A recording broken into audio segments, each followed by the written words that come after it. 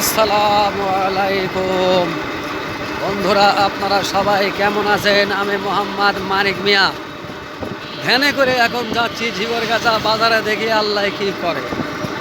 সবচেয়ে বড় আনন্দ হইল ইসরায়েল আর ইরানের যুদ্ধ থেমে গেছে, ইসরায়েল হেরে গেছে আর ইরান জিতে গেছে। আলহামদুলিল্লাহ। সবাই নামাজ পড়বেন, কোরআন পড়বেন, সবাইকে শিখাবেন। আমরা মুসলমান সব ভাই ভাই একতাবদ্ধ হইতে চাই। এই হইল আমার বক্তব্য। এই যে আমি ভ্যানে বিশ্ব রোডে যাচ্ছি,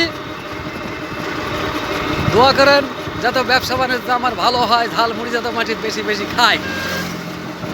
যারা আমার ঝালমুড়ি খাইতে চান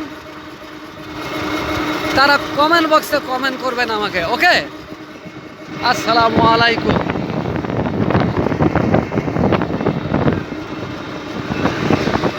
এই যে আমার ভ্যান এলা ভাই, দেখা যায় এই যে যাচ্ছে।